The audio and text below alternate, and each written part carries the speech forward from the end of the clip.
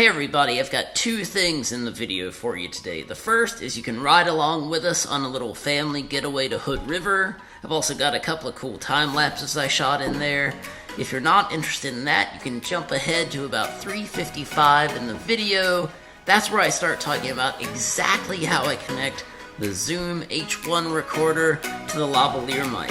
Exactly how you capture the audio, exactly how you get that audio off the Zoom, all that good stuff. So your choice, ride along or skip ahead. Either way, thanks for coming.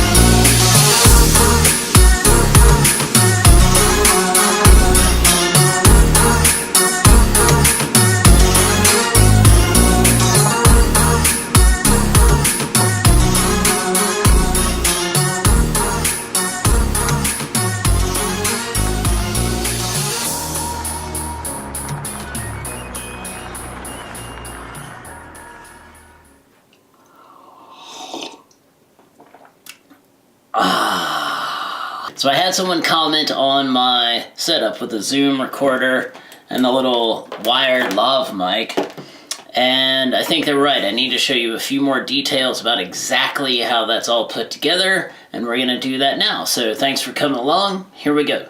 The Zoom H1 recorder is this handy, really unappreciated, underappreciated little tool for recording audio. Zoom has always made fantastic audio recorders. They're much more famous for their Zoom H4n, but this guy, the Zoom H1, is perfect for vlogging if you only need like one mic input. So what you've got here, this thing, all it takes is a AA battery that just slots in right here. Easy enough.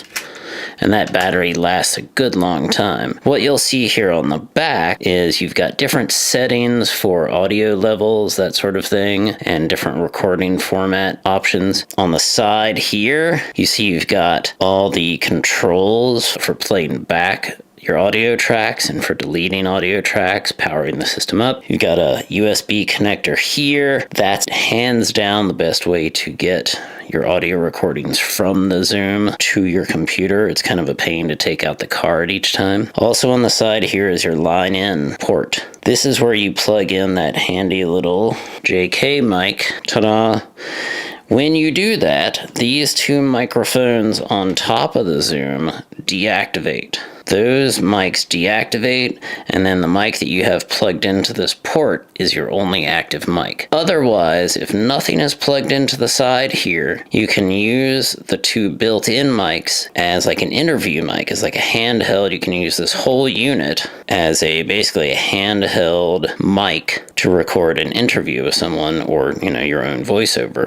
The only problem with hand holding this is any movement of your skin, of your fingers on the body of the unit will transmit heavily to these built-in mics. If you're going to do that, you just have to be very careful about how you hold it and how still you keep your hands. Keep that in mind. On this side of the unit, you got your micro SD slot over here. And again, I would suggest once you get your card in there, just leave it. There are limitations as to how big a card you can put in here. I think the Zoom website tells you 32 gig, and really for just straight up audio recording, that is plenty big. Apparently if you go over that limit, it does mess with your files and you might lose data. So the other great thing about the Zoom is here you have a line out port.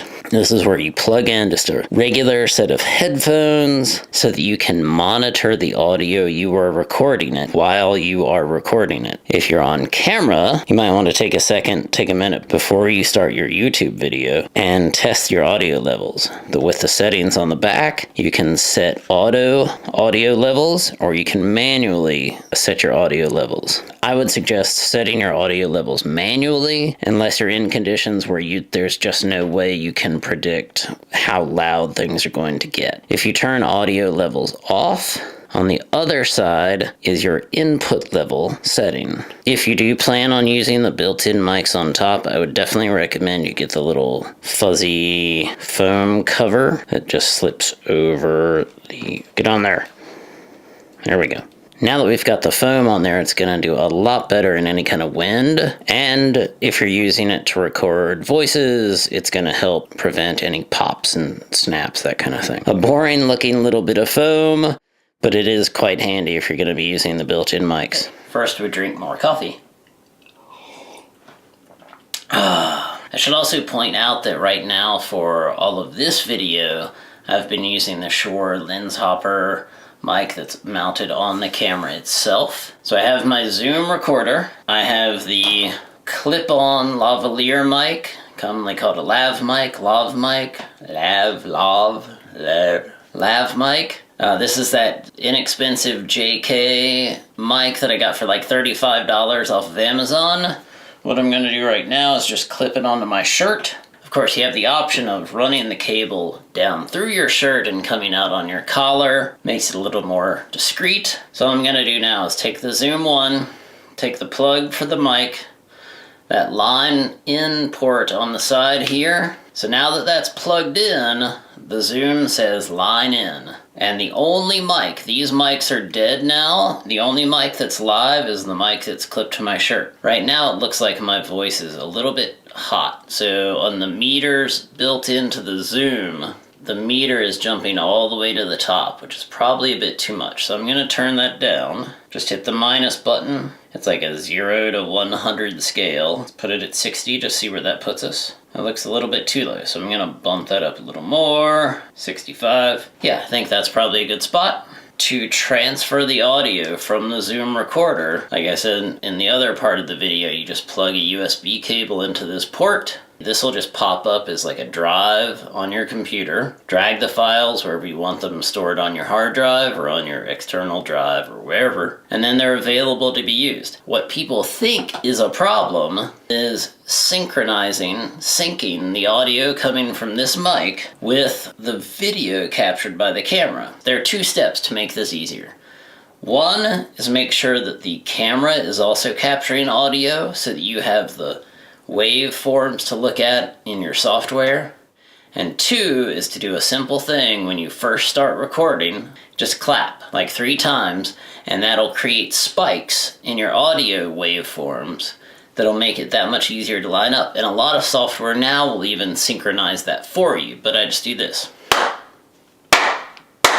Then it's real easy both visually and audibly, but really you're using the waveforms to line that up in software, Final Cut Pro, Adobe Premiere, iMovie as well. Synchronize the audio from the Zoom with the audio and the video from the camera, and then you're off and running. So I hope that answers the questions you might have had about exactly how this setup worked. Let me know if you have any further questions about this stuff, and I will do my very best to answer them. Thanks for coming along, and more to come.